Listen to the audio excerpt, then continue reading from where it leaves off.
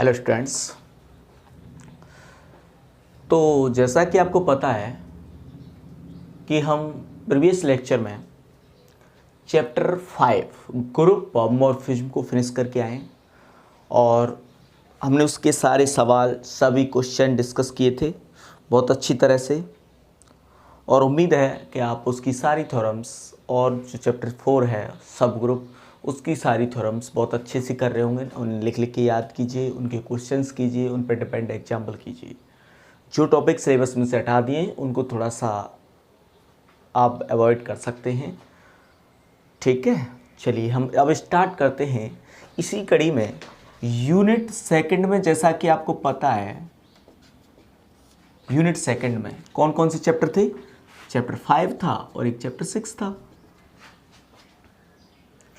Chapter 5 था group morphism, जो हमने कर लिया कंप्लीट, ये तो कंप्लीट कर लिया। अब चैप्टर 6 पे आते हैं।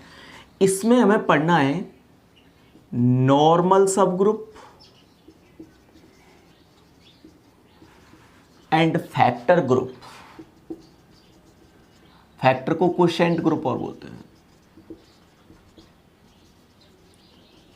ध्यान देना स्टूडेंट्स, नॉर्मल तो सब ग्रुप होता है। सब ग्रुप जो हम पढ़ के आए ना, उसी को और आगे बढ़ा के और क्या पढ़ रहे हैं? नॉर्मल सब ग्रुप। सब ग्रुप से भी और थोड़ा सा एक्स्ट्रा प्रॉपर्टी रखने वाला नॉर्मल सब ग्रुप। और एक ग्रुप होता है दूसरा जिसे हम फैक्टर ग्रुप बोलते हैं, कोशेंट ग्रुप बोलते हैं। हालांकि इस बार कोविड-19 की वजह से ये टॉपिक हटा दिया गया है। जो 2020 में आपके एग्जाम होंगे, है ना, मतलब 2020-21 वाले बैच के जो स्टूडेंट होंगे फाइनल ईयर के, जो 21 में एग्जाम होंगे, इसके तो एग्जाम चल ही रहे हैं। 2020 और 21 बैच जो फाइनल ईयर में है, मतलब जो 21 में एग्जाम देगा, उनके लिए टॉपिक हटा दिया गया है। बाकी फिर रनिंग में रहेगा ड्यू टू कोरोना, ठीक है। खैर हम पढ़ेंगे, इसको भी पढ़ेंगे, हम नहीं छोड़ रहे। चलिए फिलहाल बात कर लेते हैं नॉर्मल सब ग्रुप किसे कहते हैं। यही दो यूनिट, इस यूनिट में यही दो चैप्टर है। हमने चैप्टर 5 कंप्लीट कर लिया है। अब चैप्टर 6 डाल दीजिए और हेडिंग डाल दो नॉर्मल सब ग्रुप। नॉर्मल सब ग्रुप को हिंदी में बोलते हैं विशिष्ट उपसमूह। विशिष्ट या एक और नाम देते हैं प्रसामान्य उपसमूह, और इसे बोलते हैं तथा, इसका नाम हो जाएगा खंड। खंड को विभाग भी बोलते हैं, समूह।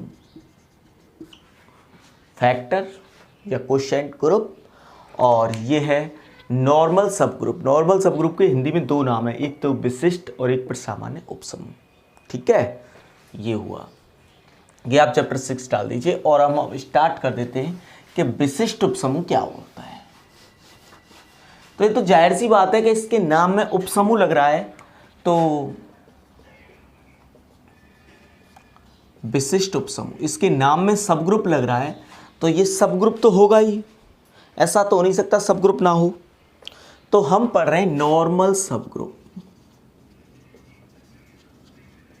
ठीक है। देखो सब ग्रुप तो ये होगा ही, तो मैं स्टार्ट करूं।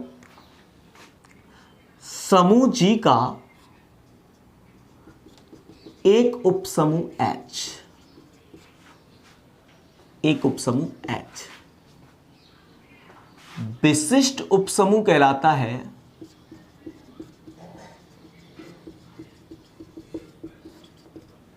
जी का ही कहलाएगा, जी का विशिष्ट उपसमूह कहलाता है। भले यहां लगाओ तो लगा लो, जी का विशिष्ट उपसमूह कहलाता है। कहीं तो मेरे को विशिष्ट उपसमूह ये किसी और का है, जी का ही है। जी का उपसमूह होगा H, वो विशिष्ट उपसमूह कहलाएगा। जैसे कि बेटा होता है बाप का, और फिर बोलते हैं सपूत बेटा, सपूत है। तो ऐसे ही उपसमूह तो है ही है, उपसमूह में भी कुछ खास है। कौन सा? विशिष्ट। तो जी का विशिष्ट उपसमूह कहलाता है यदि और H की जगह N ले लूं, अच्छा लगेगा तुम्हें। क्यों? क्योंकि नॉर्मल में से उठा लिया N। कहां से उठा लिया? नॉर्मल में से। यदि NG equal to GN for all G belongs to G, और यदि की जगह ये भी लगा सकते हो तुम, इफ एंड ओनली इफ। यदि और केवल यदि, जो डेफिनेशन होती है ना, वो इफ एंड ओनली इफ होती है। परिभाषा कोई होती है तो वो if and only if he होती है। तो क्या डेफिनेशन बनी कि कोई सब ग्रुप है एन वो नॉर्मल सब ग्रुप होने का दावेदार बन जाता है, विशिष्ट उपसमूह होने कहलाने लग जाता है यदि और केवल यदि इफ एंड ओनली इफ आप एन के जो राइट को सेट आ रहा है, ये आपको याद आ गया, सहसमुच्चय है, हमने पढ़ा है सब ग्रुप में। तो कोई एलिमेंट उठा लिया जी का जी, तो कुछ सेट ऐसे ही तो लगाते हैं, उप समूह का एलिमेंट लगाते हैं। याद है आपको एच ए और ए एच, ये ए किसका होता था जी का, ए एच ये ए किसका होता था जी का। तो ऐसे ही जी किसका है जी का, जी का एलिमेंट लेने इसलिए जी की लगा दी, और नॉर्मल की बात कर रहे हैं इसलिए एन ले लिया उपसमूह को। तो आप एन के राइट को सेट निकालो, लेफ्ट को सेट निकालो। राइट को सेट बराबर आएगा लेफ्ट के, एन जी बराबर जी एन, एन जी बराबर जी एन। ऐसा एक दो एलिमेंट के लिए नहीं हो सर मैंने देख लिया चेक कर लिया, आइडेंटिटी के लिए तो बराबर आएगा ही हमेशा, आइडेंटिटी तो एन ही हो जाता है, E N equal to N equal to N. तो इसलिए ऐसा नहीं है कि तुम एक एलिमेंट के लिए देख लो क्या लिख रहा है, for all ji belongs to G, G के सभी अवयवों के लिए ऐसा होगा N ji equal to ji N. तब हम इस एन को सब ग्रुप की बजाय नॉर्मल सब ग्रुप बोलना स्टार्ट कर देंगे। क्या बोलना स्टार्ट कर देंगे, नॉर्मल सब ग्रुप। बात आई समझ में। एक और डेफिनेशन और लगा के, यहां तक तो सेम है, इफ एंड ओनली इफ ये तो सेम है, कहलाता है if and only if g N g inverse belongs to N for all ji belongs to G. या किताब में वो इधर लगा रहे हैं जी इनवर्स, उससे कोई फर्क नहीं पड़ना, किधर भी लगा लो आप, मतलब for all n ji belongs to G और for all N belongs to N. देखो जी एन का कोई वे उठा लो, उठा लिया एन, जी का कोई वे उठा लो, उठा लिया जी।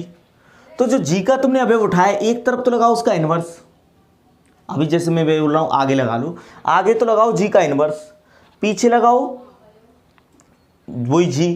तो g N g inverse N में ही आ जाना चाहिए। वैसे तो इसका एन में आना जरूरी नहीं है क्योंकि ये एलिमेंट जी का है, ये एलिमेंट जी का है, ये बीच वाला ही तो एन का है।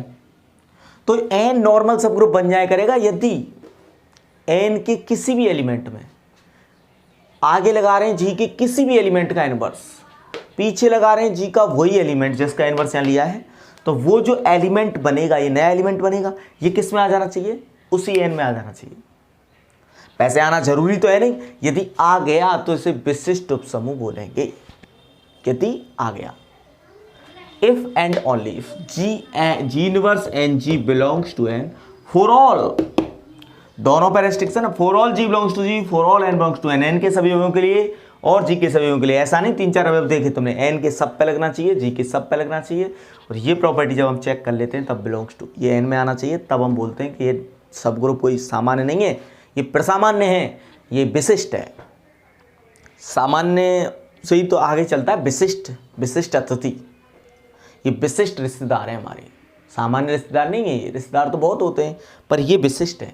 मीन्स क्या है इस चीज़ का, ये प्रसामान्य है। तो इसलिए प्रसामान्य और विशिष्ट एक ही नाम है, तो मैं विशिष्ट लिख रहा हूँ, उसे प्रसामान्य भी बोलते हैं। इंग्लिश में एक ही बोलते हैं, नॉर्मल सब ग्रुप, ठीक है। और लगाकर एक और लिख सकते हैं, वैसे तो दो ही है मेन, तो बाकी तो बहुत आएंगे अभी, पर मैं एक और लिखा देता हूँ। If and only if ji inverse N ji equal to N for all ji belongs to G. इसमें और इसमें खास अंतर नहीं है। वैसे यहां एलिमेंट दिखा रहे हैं तो बिलोंग्स टू एन कर दिया है, यहां मैं ये कह रहा हूं जब बिलोंग्स टू एन तो पूरा एन ही बन जाना चाहिए, एन के सब अवयवों में। एन में इधर जी इनवर्स लग रहा है, मतलब क्या है, एन के अवयवों में आगे लगाओ जी इनवर्स, पीछे लगाओ जी, और वो जो बनने वाला सेट है वो पूरा ही पूरा क्या बन जाना चाहिए, एन ही बन जाना चाहिए। जैसे एन ये है, एन मान लो A B C D Z 26 element है, तो कोई जी का एलिमेंट अब तुम उठा रहे हो तो एक एलिमेंट ये बन गया, एक एलिमेंट ये बन गया, एक एलिमेंट ये बन गया, बन गए। तो ये किसी न किसी तरह यही बन जाए, ये जो नहीं कि ये ए ही बने, ये बी बने, ये जेड ही बने ना, ये ए बन जाए भले ही, ये सी बन जाए भले ही, ये एल बन जाए भले ही, कैसे भी बन जाए, हमें तो ए से लेके जेड तक सब सारे आ जाने चाहिए। तो ये एन ही बन जाएगा ना, सेट तो बराबर ही होते हैं, अवयवों का क्रम बदलने में कोई फर्क नहीं पड़ता सेट में, तो ये एन बन जाएगा। तब इस n को नॉर्मल सब ग्रुप बोलेंगे इफ़ ऐसा हुआ तो g N g inverse equal to N. ये भी if and only if case है।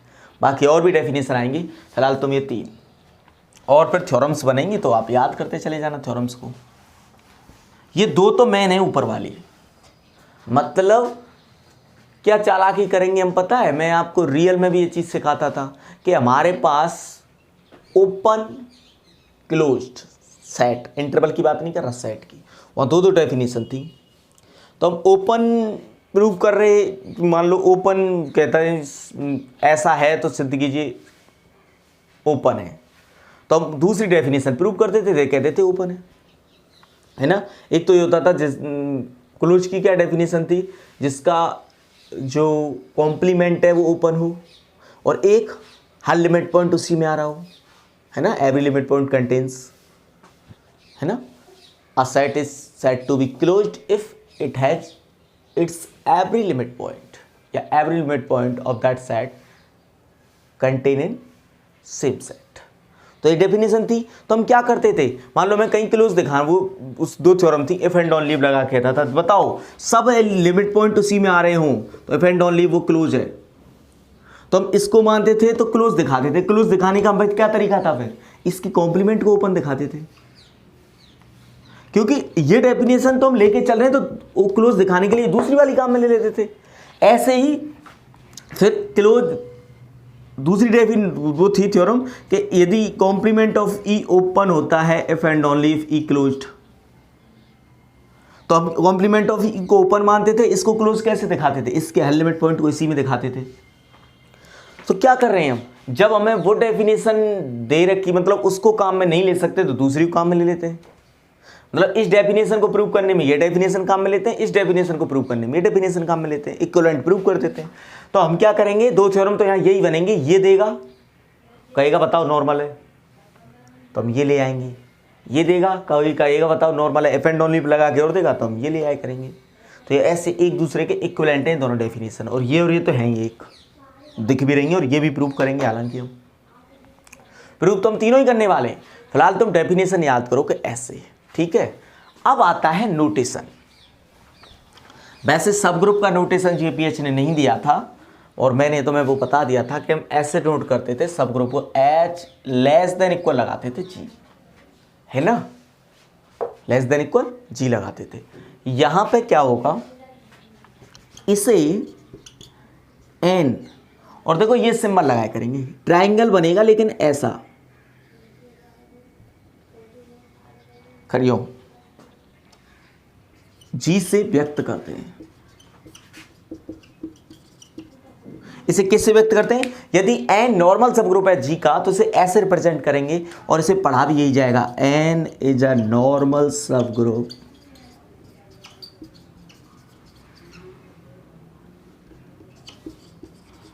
ऑफ जी। इसे ये पढ़ा जाएगा, एन इज अ नॉर्मल सब ग्रुप ऑफ जी। ऐसे लिखा जाएगा रहेगा ट्रायंगल लगा के, ये ट्रायंगल ऐसे कर दिया करना, ठीक है। ये ट्रायंगल लगेगा, एन इज द नॉर्मल सब ग्रुप ऑफ जी, इससे इसे व्यक्त करते हैं। यदि ये सिंबल लगा दिया तो इसका मतलब ये सब ग्रुप तो है ही है, उसमें भी कैसा है, नॉर्मल सब ग्रुप है, उसमें भी कैसा है, नॉर्मल सब ग्रुप, ठीक है। ये पंचायत हो गई। अब फिर वही कहानी, जैसे कोई ग्रुप आप लेते थे, कोई भी ग्रुप, नोट लगा के लिख सकते हैं, समूह जी के 2 उपसमूह, एक तो जी ये आता ही था तथा आइडेंटिटी वाला, ये हमेशा सब ग्रुप बनते थे, आपको याद है। एक तो ग्रुप का जो सब ग्रुप है वो स्वयं होता है, जी का जी होता है, और एक जी के आइडेंटिटी को रख देते हैं जब ई, आपको पता होगा, हम लिख भी सकते हैं और या कॉमन सेंस अपने आप आ गया कि ई क्या है, जी का आइडेंटिटी है। तो ये 2 सब ग्रुप तो हमेशा ही बनते थे। कोई समूह ले लो उसके 2 सब ग्रुप, कोई ग्रुप ले लो उसके 2 सब ग्रुप तो ये आते ही आते थे। तो ये जो 2 सब ग्रुप है ना, ये नॉर्मल भी बनते हैं। ये क्या बनते हैं, नॉर्मल बनते हैं। कोई सी डेफिनेशन लगा लो, जब इसमें लगाओगे तो ये एलिमेंट जी का, ये एलिमेंट जी का, ये एलिमेंट जी का, तो जी इनवर्स एन जी भी तो जी का ही आएगा, तो जी नॉर्मल सब ग्रुप हो गया जी का। अच्छा, यदि ये लगाते हो यहाँ तो नॉर्मल सब ग्रुप एन कब बनता है, जब बीच में एन का अवयव लेते हैं, तो यहाँ तो एक ही अवयव है, कौन, ई, तो ई रखोगे तो जी इनवर्स ई जी क्या बन जाएगा, ई बन जाएगा, क्योंकि ई की संक्रिया जी इनवर्स है जी इनवर्स, और जी इनवर्स जी क्या है, आइडेंटिटी, और आइडेंटिटी तो एन में होगा ही, मतलब इसमें है ही, तो आ गया ना सी में। अब ये तो ये कहेगा मेरे सब अवयवों के लिए आया है, तो वो तो अलग बात है, उसमें एक ही अवयव है, आया तो उसके सब अवयवों के लिए है ना, समझ में आई बात। तो ये भी प्रॉपर्टी फॉलो हो रही है दोनों के लिए, या ऐसे कह लो ये हो रही है, समझ में आई बात। तो हम क्या कह सकते हैं कि ये जो दो उपसमूह हैं जी के, ये क्या होते हैं, दो उपसमूह जी तथा ई विशिष्ट उपसमूह होते हैं।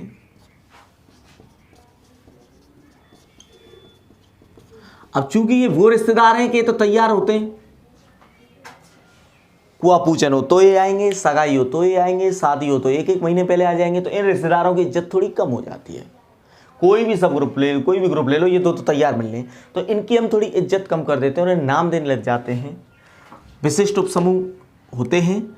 इन्हें वहाँ इन्हें कह रहे थे विषम उपसमूह, जीपीएच क्या बोल रही थी ने, विषम उपसमूह, इम्प्रॉपर सब ग्रुप, इन्हें विषम विशिष्ट उपसमूह कहते हैं। अब ये विशिष्ट हैं तो इसलिए विशिष्ट तो बोलेंगे इनको, भाई विशिष्टता का दर्जा तो देना पड़ेगा आपको, इन प्रॉपर्टी को फॉलो कर रहे हैं वो, लेकिन उसमें भी कैसे ये तैयार बैठे रहते हैं, इसलिए विषम, इम्प्रॉपर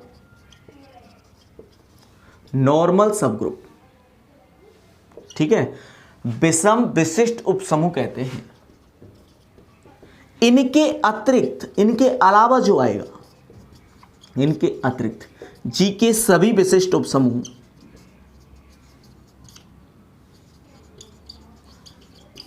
इनके अतिरिक्त जी के सभी विशिष्ट उपसमूह उचित विशिष्ट उपसमूह कहलाते हैं। ये कहलाते हैं प्रॉपर नॉर्मल सब ग्रुप कहलाते हैं। क्या कहलाते हैं, प्रॉपर नॉर्मल सब ग्रुप कहलाते हैं। बात आई समझ में।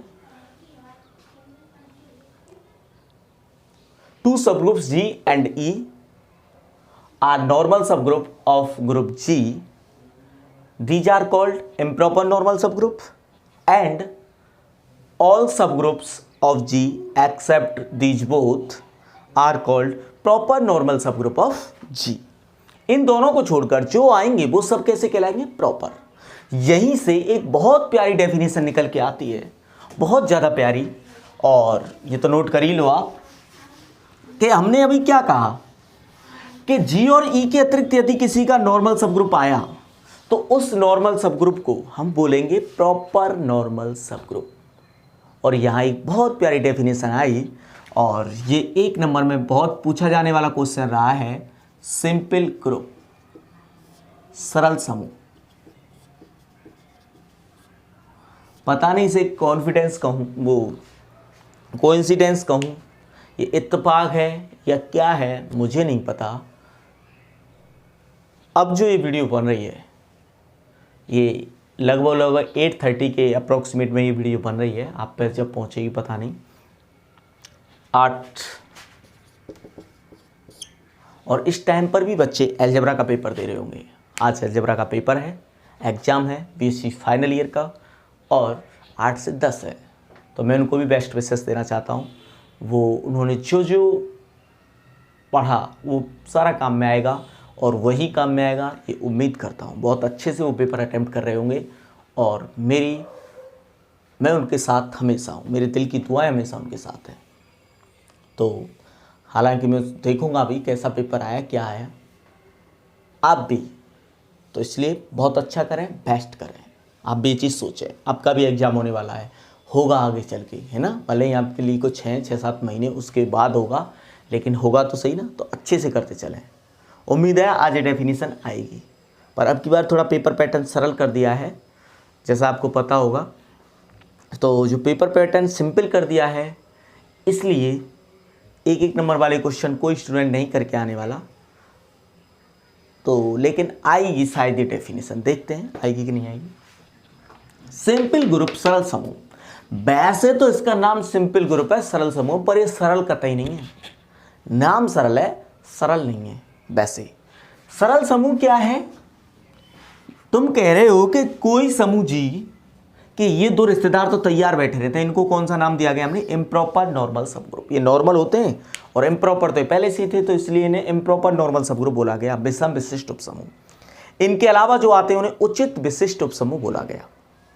अब सुनो, सरल समूह यह कहता है कि कोई ऐसा समूह हो कि इसका कोई उचित विशिष्ट उपसमूह ना आए, ये नहीं हो। और ये दो तो आएंगे, इन्हें तो कोई रोक ही ना सके। इनके अलावा कोई मेरा नॉर्मल सब ग्रुप ना बने, सब ग्रुप हो चाहे भले पर नॉर्मल ना हो। तो सरल उपसमूह, सरल समूह की क्या डेफिनेशन, तुम बार बार बोलोगे, अभी तो ये ऑफलाइन बैच नहीं है, लेकिन ये 10 दिन बाद डेफिनेशन पूछते हैं ना तो ब्लैंक हो जाता है माइंड। सरल तो कोई कुछ बोलता है, कोई कुछ बोलता है, कोई बोलता है जिसका कोई उचित उपसमूह ना हो, विशिष्ट शब्द को भूल जाते हैं, नॉर्मल को। तो देखो क्या डेफिनेशन, ऐसा समूह जिसका कोई उचित विशिष्ट उपसमूह ना हो, सरल समूह कहलाता है। A group is said to be simple group if it has no proper normal subgroup. If it has no proper normal subgroup. ठीक है। और एग्जाम्पल लेना चाहें तो अभाज्य कोटि का प्रत्येक समूह सरल समूह होता है। एक एग्जाम्पल मिल गया आपको, जैसे कि Z11 + 11 ले लो, Z7 + 7 ले लो, Z3 + 3 ले लो। वो तो अभाज्य कोटि का लेना है, कोई भी ले लेना। हमें तो ये सिंपल है, 11 ऑर्डर का, 7 ऑर्डर का, 3 ऑर्डर का हम जानते हैं। बाकी ये भी ले सकते हैं आप, 1 ओमेगा ओमेगा स्क्वायर, और कौन सी के साथ, डॉट के साथ ये ग्रुप बनाता है। तो अभाज्य कोटि का कोई भी ग्रुप ले लेना आप, 3 का, 5 का, 7 का, 9, 7 का, 11 का, 17 का, जो भी लेना चाहें, वो सब नॉर्मल बने, वो बनेंगे सरल सिंपल ग्रुप। क्यों बनेंगे सर? क्योंकि मैंने ये बताया है, अभाज्य कोटि है, मान लो किसी की P ऑर्डर है, तो इसे डिवाइड करने वाले इस दुनिया में दो ही हैं, एक तो 1 है और एक P है। 1 डिवाइड करता है तो इसका 1 ऑर्डर का सब ग्रुप मिल सकता है, वो कौन मिलेगा? ये 1 ऑर्डर का तो यही होता है। P डिवाइड करता है तो P ऑर्डर का सब ग्रुप मिल सकता है, ये कौन मिलेगा? खुद जी। इन दोनों को तो हम नॉर्मल मानते नहीं, वो प्रॉपर मानते नहीं। सब ग्रुप तो हैं, नॉर्मल सब ग्रुप ही हैं, लेकिन इनको प्रॉपर नहीं मानते ना। तो इसके अलावा जी के पास कोई और आना भी नहीं। क्यों? क्योंकि आपको पता है कोई भी सब ग्रुप आएगा तो लैग्रांज थ्योरम क्या कहेगी कि सब ग्रुप का ऑर्डर ग्रुप के ऑर्डर को डिवाइड करेगा। तो सब ग्रुप को तुमने कोई लिया तो P को डिवाइड करना पड़ेगा उसके ऑर्डर को, और P को डिवाइड करने वाली तो इस दुनिया में दो ही संख्या है, और दो हैं तो उनके लिए मैंने बता दी, दोनों, इन दोनों को हम प्रॉपर मानते नहीं हैं। तो बन गया ना कि कोई इनका कोई प्रॉपर सब ग्रुप ही नहीं होता। प्रॉपर नॉर्मल सब ग्रुप तो बाद में बनेगा, इनका कोई प्रॉपर सब ग्रुप ही नहीं होता। जीपीएस जैसे बोलती है इन दोनों को छोड़ के सारे प्रॉपर हैं, तो इनके पास तो स्वयं के और आइडेंटिटी के अलावा कोई है ही नहीं, सब ग्रुप ही नहीं है कोई। इसके पास 2 सब ग्रुप हैं, इसके पास 2 सब ग्रुप हैं, इसके पास 2 हैं, इसके पास 2 हैं, केवल 2 हैं, खुद और आइडेंटिटी वाला। तो इसलिए इनके पास कोई प्रॉपर सब ग्रुप ही नहीं है, तो प्रॉपर नॉर्मल सब ग्रुप कहाँ से आएगा? तो इनके पास कोई प्रॉपर नॉर्मल सब ग्रुप नहीं है, तो ये सब कैसे कहलाएंगे? सरल समूह, सिंपल ग्रुप। बात आई समझ में? चलो यहाँ तक तो कोई कष्ट नहीं होना चाहिए, बहुत सिंपल। हमने 3 डेफिनेशन पढ़ी और फिर हमने ये देखा कि प्रॉपर इम्प्रॉपर नॉर्मल सब ग्रुप की क्या डेफिनेशन है। तुरंत हमने हाथों हाथ सरल समूह पढ़ लिया, सिंपल ग्रुप। अब एक छोटी सी बात और समझ लो, फिर हम थ्योरम्स पे चलते हैं। विशिष्ट समूह को प्रसामान्य उपसमूह, हिंदी इंग्लिश वालों के लिए तो एक ही नाम है, विशिष्ट उपसमूह और प्रसामान्य उपसमूह एक ही है, नॉर्मल है। तो जो नॉर्मल सब ग्रुप है, मतलब हिंदी वालों के लिए है कि विशिष्ट उपसमूह को प्रसामान्य उपसमूह से भी जानते हैं, और इसका नाम है या निश्चित उपसमूह, इनवेरिएंट सब ग्रुप। ये दूसरा नाम आ गया इंग्लिश वालों के लिए। नॉर्मल सब group is also noun by invariant सब ग्रुप, या स्वयं युग्मी सेल्फ कॉन्जुगेट उपसमूह सब ग्रुप कहते हैं। नॉर्मल सब group is also noun by invariant सब ग्रुप और सेल्फ कॉन्जुगेट सब ग्रुप। इसके 4 नाम है, वैसे तो इंग्लिश में 3 ही बोलेंगे, नॉर्मल सब ग्रुप, इनवेरिएंट सब ग्रुप और सेल्फ कॉन्जुगेट। और हिंदी में 4 हो गए, नॉर्मल सब ग्रुप, प्रसामान्य, वो विशिष्ट, प्रसामान्य, स्वयंयोगी और निश्चित। ठीक है, तो ये इसके नाम हैं, कहीं भी आ जाते हैं तो आपको तैयार रहना चाहिए इन नामों के लिए।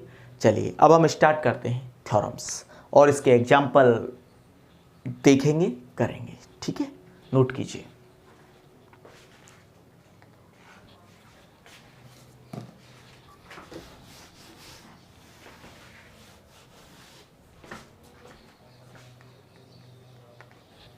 देखिए थ्योरम क्या है, अभी तो थ्योरम इसकी डेफिनेशनों को क्लियर कर रही है कि हाँ तुम जो कह रहे हो वो सही बात है। क्या थ्योरम है? थ्योरम फर्स्ट ये है, समूह G का उपसमूह N, आप एक ग्रुप है उसका सबग्रुप ले रहे हो N, विशिष्ट उपसमूह होता है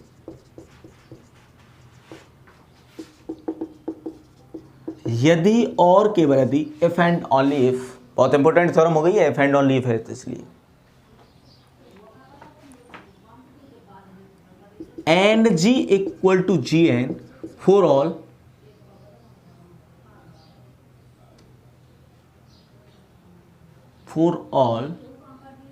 G बिलोंग्स टू G।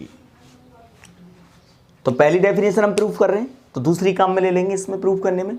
ये कह रहा है कि कोई सब ग्रुप आप n ले रहे हैं G का, तो वो नॉर्मल होगा if and only if and G equal to Gn। हालांकि हमने ये डेफिनेशन अभी लिखी है, ऐसा फॉर ऑल G के सभी के लिए होना चाहिए, बस ये प्रूफ करना रह गया है। तो मैं जब इसे प्रूव करूंगा तो ये डेफिनेशन काम में ले लूंगा, G inverse N G belongs to N में दिखा दूंगा, तो आप मान जाए करेंगे कि हाँ ये नॉर्मल हो जाएगा फॉर ऑल G और for all N।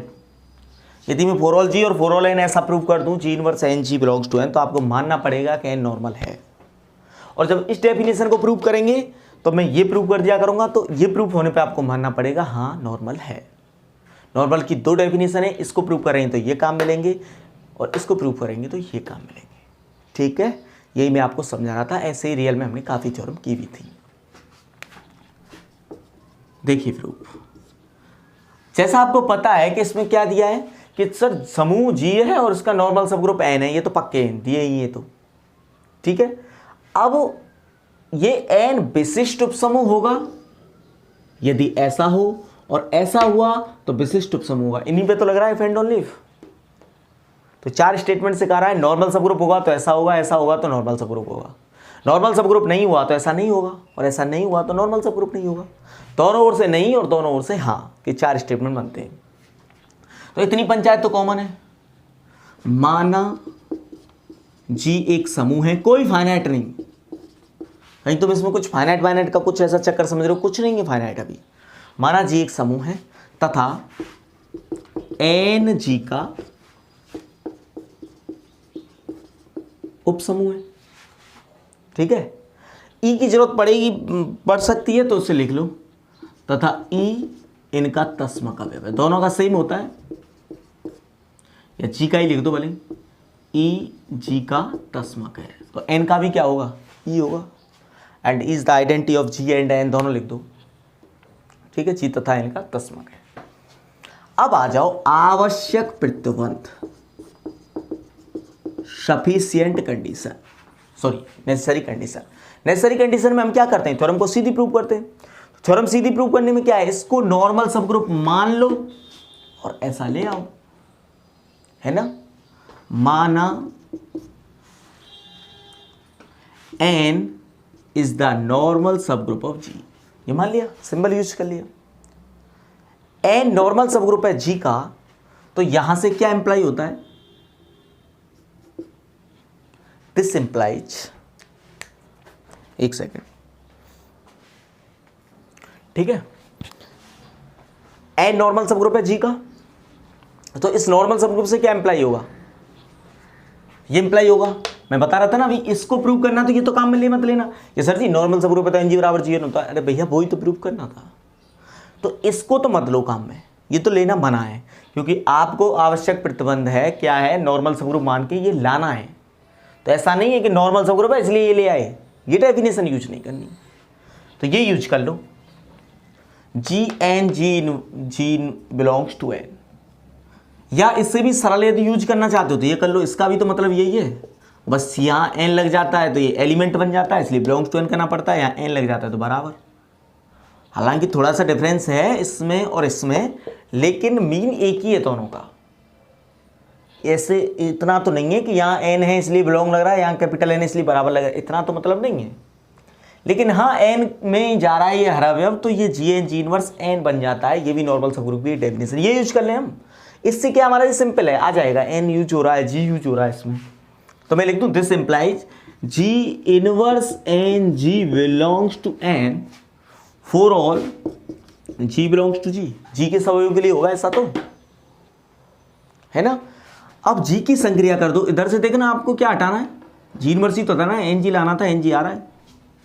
Ji inverse हटाने की ताकत है जी में, लेकिन जी इनवर्स आगे है तो जी आगे ही लगेगा, तो मैं कह दूं जी से बाम संक्रिया करने पर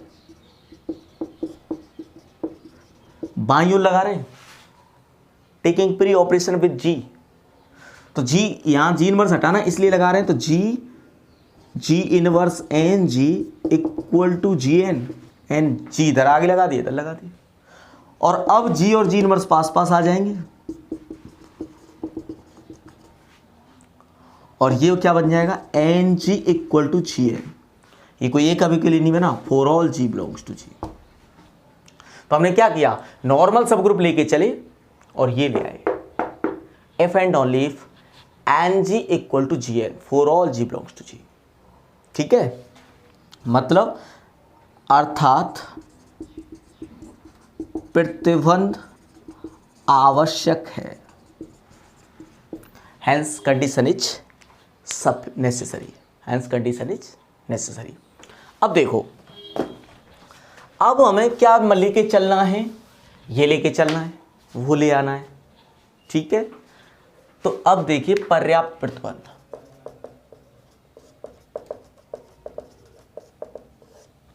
सफिशिएंट कंडीशन,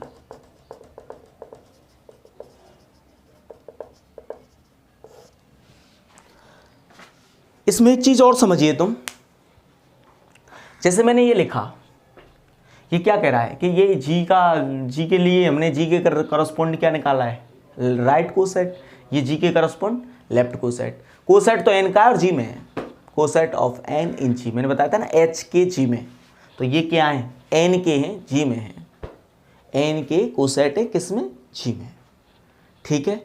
तो ये यदि आप लेके चलें तो इससे ये तो बहुत आसानी से आ जाएगा, देखो इसे हम ऐसे लिख सकते हैं, इसे ऐसे लिख सकते हैं, इसे ऐसे लिख सकते हैं, कोई कष्ट नहीं है, वापस लौट जाएंगे और ये आ जाएगा, और यहाँ से हम क्या कह देंगे, नॉर्मल। तो पर्याप्त प्रतिबंध वैसे तो सिंपल है, प्रूफ हो जाएगा, लेकिन इस थ्योरम का स्टेटमेंट कभी कभी दूसरी तरह से और लिखा जाता है, तब आपको इसमें तो कोई कष्ट नहीं आता, इस आवश्यक प्रतिबंध में तो उसका जो स्टेटमेंट है वो मैं यहाँ एक बार और आपको दिखा रहा हूँ, जो आपको थोड़ा सा मतलब थ्योरम की थोड़ी लैंग्वेज चेंज हो सकती है, वो क्या है वो देखो मैं बताता हूँ। समूह जी का उपसमूह एन, भले ही आप नीचे लिख लेना, थ्योरम प्रूफ हो जाए उसके बाद, पर मुझे दिखाना बहुत ज़रूरी है, क्योंकि ये आ गई तो आप करके आओगे ही, खैर मैं प्रूफ ही करा रहा हूँ ये तो, लेकिन मैं चाह रहा हूँ ऐसे भी लिखी आ जाए तब भी आप करो और प्रूफ नहीं बदलना पड़े। समूह जी का उपसमूह एन विशिष्ट उपसमूह होता है, subgroup N of a group G is normal subgroup if and only if, यदि और केवल यदि एन का जी में प्रत्येक दक्षिण, ब्रैकेट में लिख दो वाम, सह समुच्चय एन का जी में वाम, ब्रैकेट में लिख दो दक्षिण सह समुच्चय हो। मतलब ये नॉर्मल सब ग्रुप की चौथी डेफिनेशन कह सकते हैं, वैसे ये दिखने में तो ये लग रही है, लेकिन ये थोड़ी और मतलब ऐसे कह सकते हैं ये स्पेशल केस है। इसमें क्या हो रहा है, इसमें जी के करस्पॉन्ड नहीं, ये जी का ही कोसेट है, जी के करस्पॉन्ड कोसेट है, ये भी जी के करस्पॉन्ड कोसेट है, वो अलग बात है, ये राइट है वो लेफ्ट है, राइट कोसेट और लेफ्ट कोसेट यहां भी हम बराबर कर रहे हैं, पर वो एक ही एलिमेंट के लिए बराबर कर रहे हैं, जी के लिए। ये क्या कह रहा है पता है, ये कह रहा है कि कोई ए एन लीजिए बराबर आई एन बी के, मतलब कोई राइट कोसेट आपने उठाया, इस ब्रैकेट में इसलिए लिख दिए कि चाहे आप एक बार दक्षिण के लिए इस थ्योरम को पढ़ लो, ब्रैकेट वाले बंद कर लो, एन का जी में प्रत्येक दक्षिण सहसमुच्चय, आप एवरी जो कोई कोसेट निकालोगे राइट कोसेट, वो लेफ्ट कोसेट होना चाहिए, वाम सहसमुच्चय हो, लेफ्ट कोसेट होना ही चाहिए, मतलब वो जो आप राइट कोसेट लाए वो लेफ्ट कोसेट भी हो, चाहे उसी एलिमेंट का ना हो, यहां तो उसी का बनाया जा रहा है, चाहे उसी का ना हो पर हो।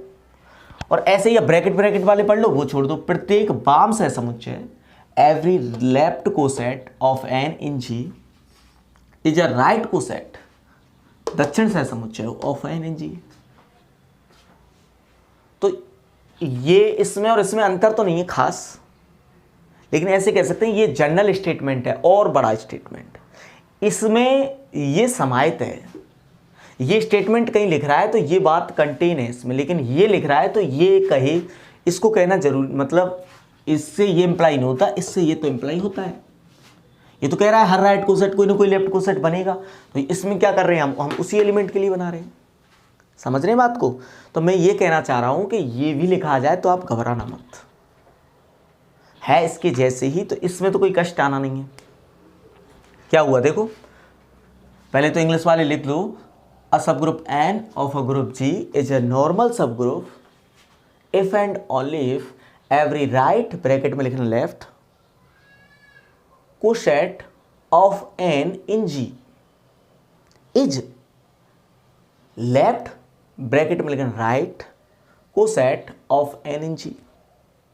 ठीक है, अब देखो जब तुम ऐसे प्रूव कर रहे होंगे तो इसमें ये स्टेटमेंट प्रूव कर रहे होंगे तो समूह मान हो गई, सब ग्रुप मान हो गई, आइडेंटिटी मान हो गई, नेसेसरी कंडीशन में एन नॉर्मल सब ग्रुप मान हो गई, दिख रहा है नॉर्मल सब ग्रुप है, तो ये नॉर्मल की ये डेफिनेशन लिख दोगे, जी से ये लगा दोगे, तो ये क्या राइट कोसेट, ये लेफ्ट कोसेट, तो आपका प्रतिबंध आवश्यक हो गया, मतलब कि हम प्रत्येक दक्षिण सहसमुच्चय वाम सहसमुच्चय, आपको बस ये लिखने की देर रह गई है, प्रत्येक दक्षिण सहसमुच्चय वाम सहसमुच्चय है,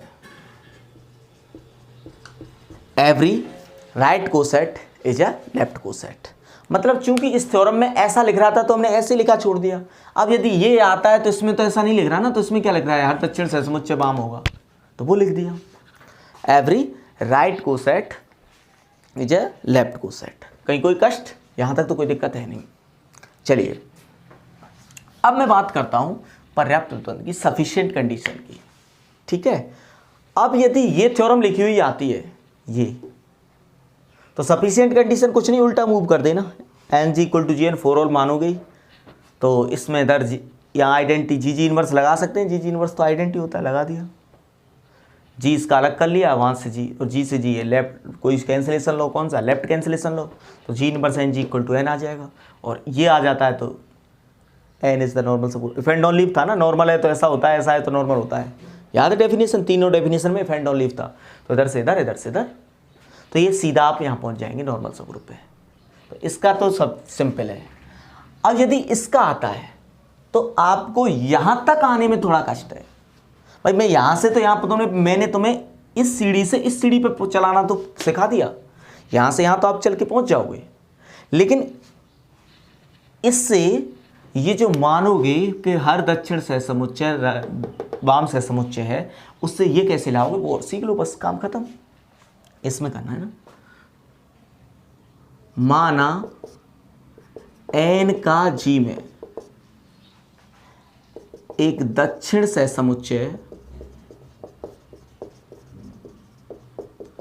एन जी है, मान लें एक राइट कोसेट मान लिया एन जी,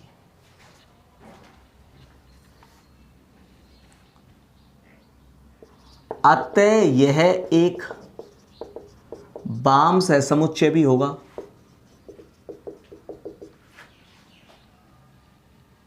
क्या हमारी परिकल्पना के अनुसार? भले ही परिकल्पना लिख दो। क्या है परिकल्पना? प्रत्येक दक्षिण सहसमुच्चय एक वाम सहसमुच्चय। लो लिख देता हूं, माना n का g में प्रत्येक दक्षिण सहसमुच्चय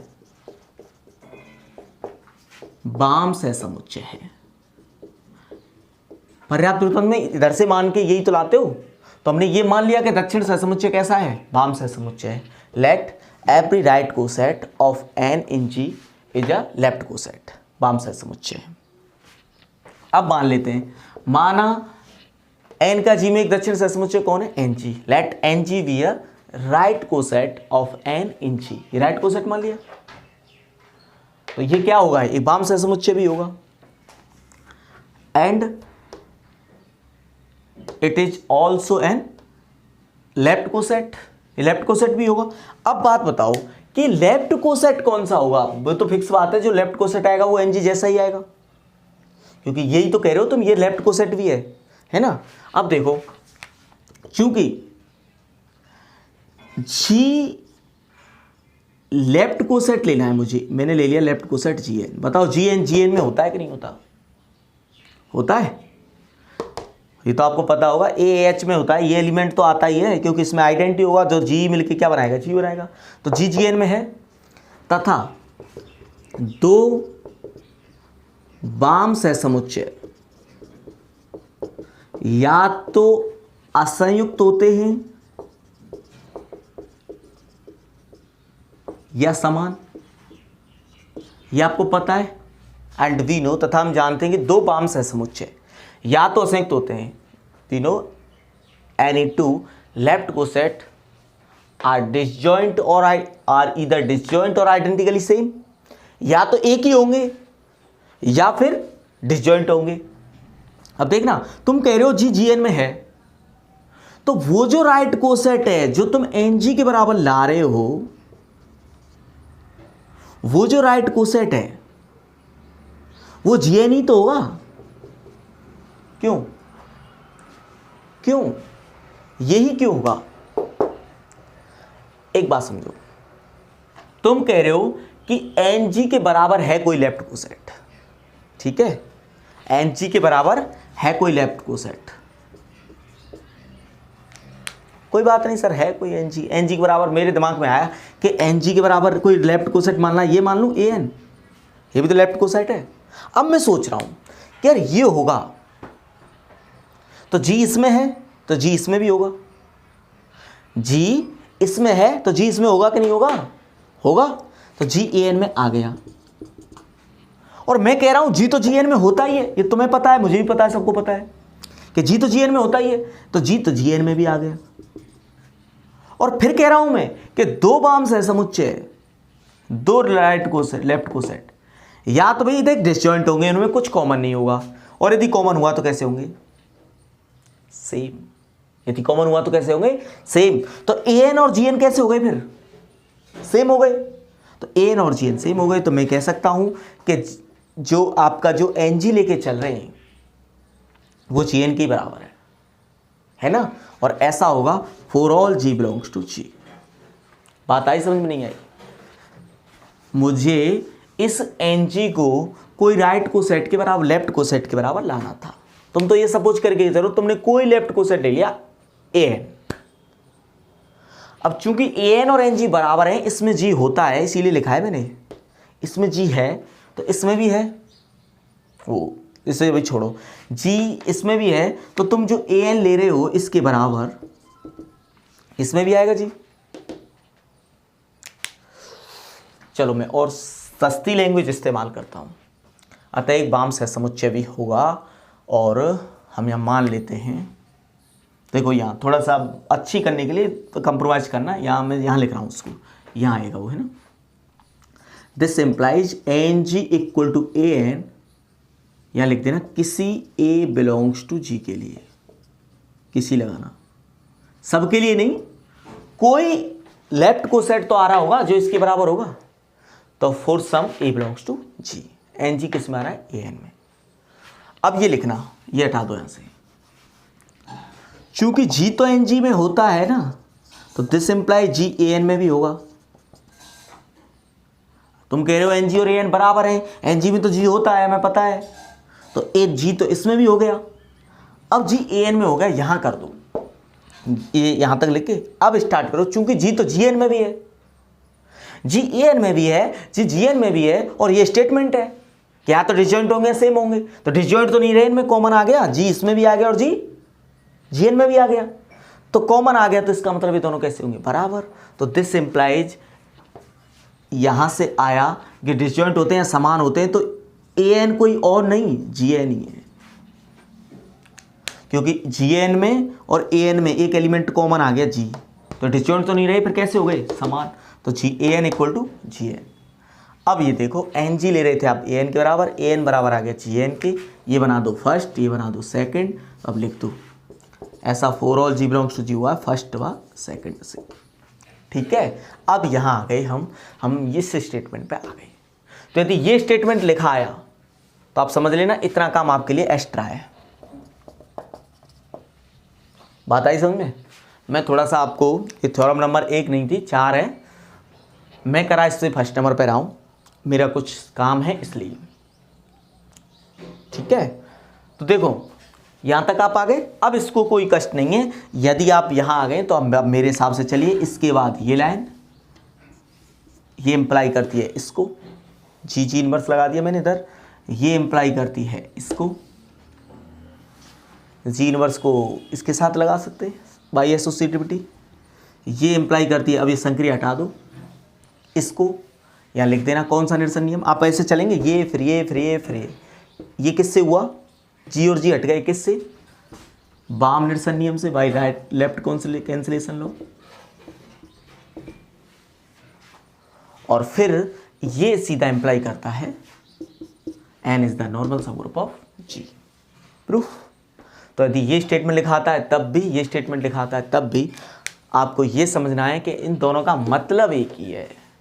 देखने वाले को ऐसा लगेगा कि ये स्टेटमेंट इस स्टेटमेंट से बड़ा स्टेटमेंट है, ये बड़े का मीन्स मैं कह रहा हूं इसमें कंटेन है ये स्टेटमेंट, है ना, हालांकि हम प्रूफ इसी की हेल्प से कर रहे हैं, उसको भी ये आया तो पहले हम इसे प्रूव कर रहे हैं कि दक्षिण सहसमुच्चय और वाम सहसमुच्चय बराबर हैं, एक ही हैं, तो एन जी बराबर जी एन ही होगा, कोई एक एलिमेंट के करस्पॉन्डिंग वाले बराबर आते हैं, ए एन बराबर एन ए, बी एन बराबर एन बी, सी एन बराबर एन सी, इस तरह से। तो आप इस थ्योरम को अच्छी तरह लिख लेके याद कीजिए, समझिए मैं क्या समझाना चाह रहा हूँ। उसमें मैंने 2 स्टेटमेंट उठाए, इसमें सफिशिएंट कंडीशन में, आवश्यक प्रतिबंध में कोई खास अंतर नहीं आता, इस लाइन का अंतर आया था कि ऐसे लिखना, मतलब ये दक्षिण सहसमुच्चय है, ये वाम सहसमुच्चय है, तो जो आपका राइट कोसेट है वो लेफ्ट कोसेट आ रहा है, तो लिख दिया हमने every right coset is a left coset of N N G, ठीक है। अच्छे से बने रहिए मेरे साथ। और एक और बात मैं आपसे कहना चाहूँगा कि इस बात को आप प्लीज़ सीरियस लें, आपके जो भी फ्रेंड्स हों, जो भी हों आपके जानकार, जो बीएससी फाइनल ईयर में हों या आपके भाई बहन हों जो फर्स्ट ईयर में पढ़ रहे हों, आप उन्हें इस चीज़ के लिए गाइड कीजिए। बार बार उनको ये जो गुमराह किया जा रहा है कि अब ऑफलाइन स्टार्ट हो गए, अब ऑफलाइन स्टार्ट हो गए, आप मेरी बात थोड़ी सी समझने की कोशिश कीजिए कि ऑफलाइन स्टार्ट होंगे तब यहाँ भी होंगे, अलजेब्रा इंस्टीट्यूट में भी होंगे, मना तो है नहीं हमारी कोई कि हम नहीं पढ़ाएंगे ऑफलाइन, ऑफलाइन यहाँ भी होंगे। तो जिस दिन से ऑफलाइन होंगे वहाँ तुरंत आपका सिलेबस आगे स्टार्ट कर दिया जाएगा वहीं से, ठीक है। तो इस चीज़ में, और ये फीस भी आपकी वहीं इंक्लूड हो जाएगी, तो इस चीज़ की टेंशन आपको नहीं लेनी।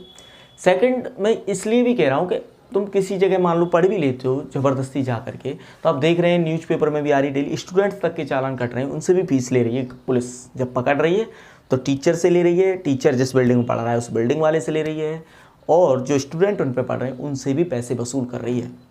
तो कहीं आप चले भी जाएं, आप कहीं फीस फंसा दें, 2-3 दिन 4 दिन बैच चले गई, पुलिस की कोई छापा पड़ गया तो आपको और देने पड़े, और वो फीस की फीस तो गई। तो इसलिए इन चीज़ों से थोड़े बचें। क्यों अपनी रिस्क केस बढ़ाएं, दिक्कत लें, टेंशन बढ़ाएं, दिमाग को हाइपर करें, घर वालों को प्रेशर में दें। इस चीज़ की वजह से आपको घर पे अवेलेबल हो रही है सुविधाएं, तो जब तक लीजिए। जिस दिन स्टार्ट होंगे उस दिन ऑफिशियली, जिस दिन स्टार्ट होंगे अलजेब्रा इंस्टीट्यूट, उसी दिन आपके लिए प्रिपेयर कर देगा ये क्लास ऑफलाइन, ठीक है। कहीं कोई टेंशन मत लीजिए। और अपने सभी फ्रेंड्स और जो मैं बता रहा था सिस्टर्स ब्रदर जो भी हों आपके, उनको गाइड कीजिए और उन्हें ऑनलाइन क्लासेस से जुड़ने के लिए प्रेरित कीजिए। आप देख सकते हैं किसी भी तरह की कहीं कोई क्वालिटी की कमी नहीं रखी जा रही है, और यदि आपको लगता भी है तो फिर आप पढ़ाई से, मैं वैसे भी कहता हूँ, कभी समझौता नहीं करना। आपको लग रहा है कि ये हाँ बीएससी का स्टैंडर्ड नहीं चल रहा है, बीएससी की बातें नहीं हो रही, ये अलजेब्रा जो बोलना चाह रहा है वो नहीं बोला जा रहा है, तो देन आप देख सकते हैं कोई भी जगह। ठीक है, thank you, best of luck.